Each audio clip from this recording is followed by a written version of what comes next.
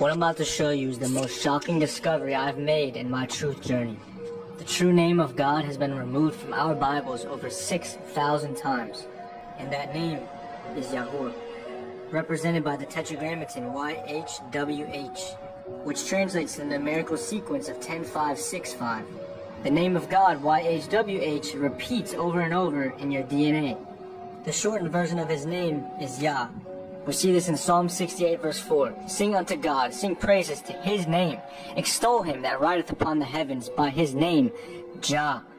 But guess what? The letter J was only invented 500 years ago. If we go to the original Hebrew for Jah, it is Yah. Right, and we know Jehovah is a false translation because Hova in Hebrew translates to ruin, disaster, and calamity. Who's the one that comes to kill, steal, and destroy? Destruction. It's Satan. What did Satan say in his heart? He said, I will ascend above the tops of the clouds. I will make myself like the Most High. He wants to take over God's position, which is what got him cast out of heaven and why he's so angry now. He's going to try to deceive all of us. The name Yah is also written on your face.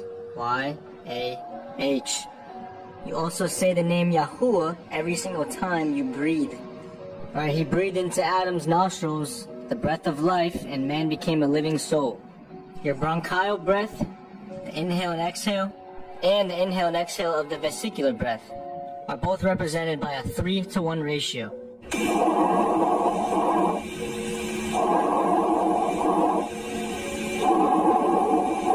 Right, Psalms 150 verse 6, let everything that has breath praise Yahuwah. You're saying his name every time you breathe and you don't even know it. Right, we know it's not Yahweh because the breath is a 3-to-1 ratio. Yahuwah, not a 2-to-1 ratio. The name Yahweh is a false pagan god. You can look this up. Yahweh is literally a pagan goddess. It's all over the internet. It's a pagan deity. It's basically just yet another deception from Satan. So the YHWH was actually removed and changed to Lord over 6,000 times in the Old Testament. So every time you see Lord, it was originally his name, Yahuwah. Right, the YHWH, which looks like this. So this name, YHWH, Yahuwah, was changed and removed and translated to Lord 6,000 times in the Old Testament. This is due to the ineffable name doctrine from the devil. Right, this is basically a doctrine given to the translators that is said that we should not pronounce his name because it's too holy to be uttered. But that would actually destroy the third commandment. You do not bring the name of Yahuwah, your Elohim, to nothing or to naught.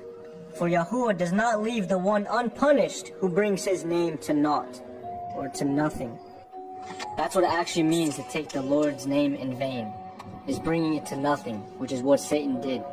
Really not supposed to be saying Jesus or Jehovah. The J was invented 500 years ago. Now, what does this name actually mean? If you translate his name into Hebrew, and remember they read right to left, it states, behold, hand, behold, nail. Or in other words, behold the nails in the hand. Right, so the Most High's name literally prophesies the death of our Messiah long before it happened.